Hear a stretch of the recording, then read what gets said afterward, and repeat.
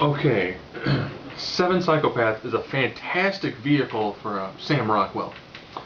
Now, in this movie, you have Colin Farrell, who's a screenwriter, working on a screenwriting plot called Seven Psychopaths.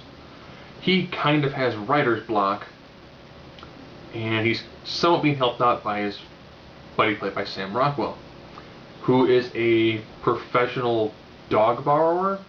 Actually, he steals people's dogs, and when they put the reward up, he has his buddy, played by Christopher Walken, return the dogs and get the money.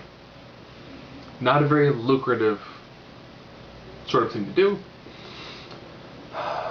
They inadvertently, I have to put that in quotes, take the dog of Woody Harrelson's character, who's kind of a crazy mafia, like head guy in a mafia family. So now they're trying to figure out, how they can get the dog back to him without having lots of people killed. So while this is going on, so you're watching a movie that's got Colin Farrell trying to think of how to write the movie that you're currently watching. So what you actually are watching is him going through the process of making the movie you're currently watching. And it's very meta.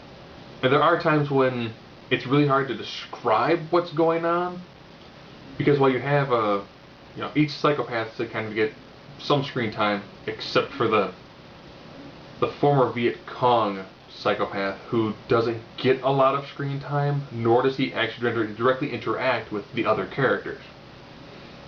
Beyond that, storylines are constantly interweaving back and forth. You find out that one of the characters that he's writing about is a Quaker psychopath. It's a pretty decent story, and it ends up being one of the main characters. And it's done really well. Walken does an amazing job in this movie. Sam Rockwell does a fantastically great job in this movie. There's a scene towards the end where they try and describe how the movie should end. Colin Farrell thinks they should just go out in the desert and discuss, like peace and love and togetherness, and forget, the mobs are chasing after them.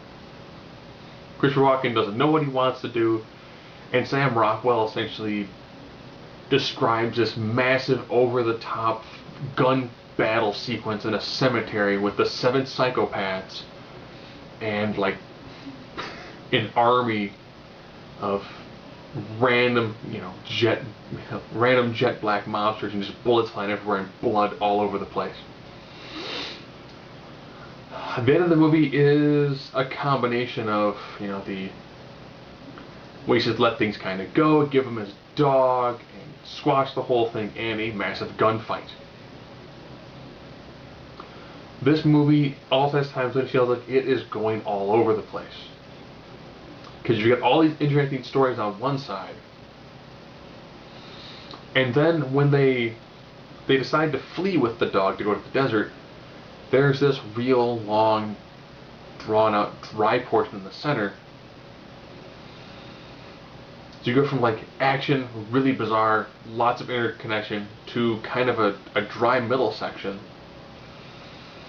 that if they had shortened it would have been a lot better. And then the ending goes right back to being this super crazy kind of over-the-top movie. All in all, it's acted really well.